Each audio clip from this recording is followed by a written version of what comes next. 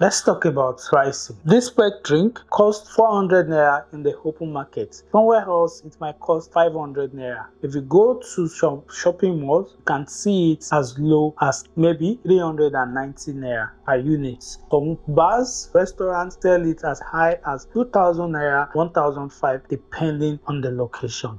If you buy the pack, which is 12 units of this pet drink, the unit price comes at around 350 naira, which means if you are buying a large quantity, the packs is going to come even more cheaper than the amount that I have stated earlier. With the different prices at different locations, at different stores, this does not mean the producers of this pet drink now decide to increase their unit price to maybe 800 naira or 700 naira per one. Why am I saying all this? Let's bring this pricing strategy into fish farming. Most times, a lot of farmers that are into grow-out production don't know how to price their product right, which is catfish. If you're a catfish farmer, you need to see yourself as a producer, the manufacturer, which means you do not price your products like those in the open market. Your target market is different from those that are coming to buy from you. If you're a farm that produces 10 tons, 5 tons, 7 tons, 4 tons, and even 2 tons, the amount you are going to sell your products to those that are buying from you in bulk will be different from someone that is selling just 50 kilo, 100 kilo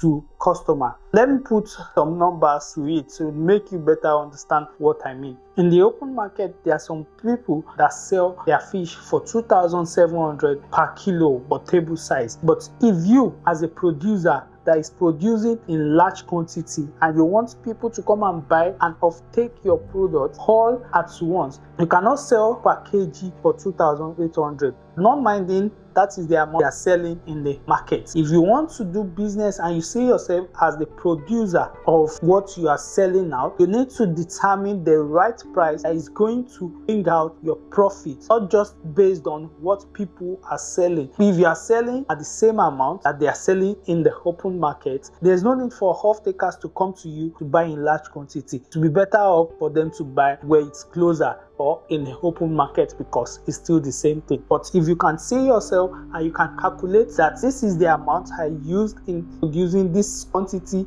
of fish that I want to sell, remember, the higher the quantity, the higher the amount you are going to pay producing, but the lower the unit cost price of the product, which is catfish. You need to understand that. So what I'm trying to say in perspective is that you as a producer, you should not determine your selling price based on what they are selling in the open market. Rather, it should be based on how much you have earned as your cost of production minus the other costs that might be associated during that production cycle. That should determine your selling price. And you should know this, that your selling price will be way lower than that in the open market. Now, there are majorly two things that determine your selling price and to see whether or not it will be viable for buyers that are coming to buy from you to buy from you or not, or they should just stay where they are buying. One, your location. Your location determines the price that you are going to place on your product. If you are someone that the farm is in a distant place, the price that you are going to be selling will be different from that of those in the city. Your price will be lower, but not much different from that of the city, because if they are selling in the city for 2,500 and you say you want to sell your own for 2,450, 2,500, how much they are selling in the city, or the off-takers look at you and say, no, why don't I stay here, calculating the amount they are going to spend on transportation to your farm and the risks involved transporting those fish and their final location. Number two is the quantity. For someone that is selling in large quantity and you expect buyers to pay it off at once, you cannot place a price for how much they are selling a piece in the open market with someone that is coming to buy 10 tons, which is 10,000 kg, or maybe 5,000 kg, or even 1,000 kg, which is 1 ton. You cannot compare it with those that are just going to be selling in bits in the open market. So before you put a price on your fish, make sure you understand what will cost you to produce that fish, the location, and